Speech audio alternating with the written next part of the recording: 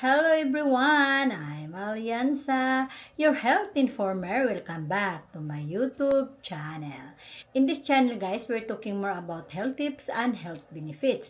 At kung bago pa kayo dito sa channel ko, huwag niyong kalimutan na mag-subscribe at pindutin ang notification bell para updated kayo palagi kung mayroon akong upload na bagong video. Today's topic, we will discuss about health issues or low libido. Low libido and pain during sex are common, often temporary issues stemming from physical, hormonal, or emotional causes. Treatments include therapy, hormonal adjustment, pelvic floor physiotherapy, or treating underlying condition like diabetes or depression. Consult a doctor to identify the root case. Magpa-check up tayo kung mayroon tayong mararamdaman na hindi maganda sa health issues natin. The common causes is physical and medical condition. Diabetes, heart disease, high blood pressure, thyroid issues, or neurological disorders. Lahat ng mga yan causes na magkakaroon kayo ng low libido or pain during sex. Yung painful conditions naman na nararamdaman nyo, especially pain during sex, is endometriosis, pelvic inflammatory disease, vaginal infection, or muscle spasm, or vaginismus. Ang hormonal changes ay ito ang mga related medical causes. Menopause, pregnancy, breastfeeding, or low testosterone. So, ang medication also ay isa sa mga treatment causes din na magkakaroon ka ng ganito, like the antidepressant, high blood pressure medications, and hormonal contraceptives. Lahat yan nakaka-apekto sa sexual health issues natin.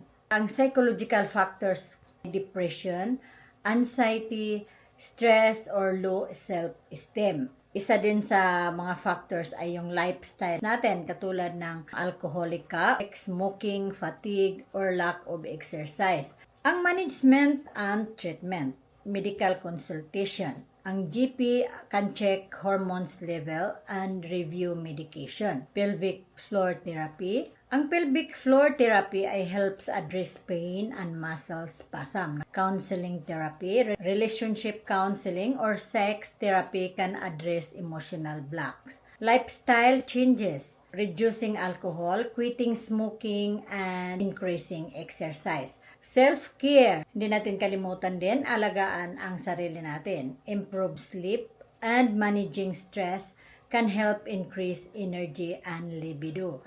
Maganda ang tulog mo o na-manage mo ang mga stress mo, maaaring ang libido mo rin, lalo na sa sexual life, ay mag-i-improve. So when to see a doctor? Seek medical advice if the issue persists, causes distress in your relationship, accompanied by severe pain. Ang mga lifestyle natin kailangang baguhin. Hanggang dito na lang tayo guys sa topic natin today. Sana may nakukuha kayong aral sa topic natin.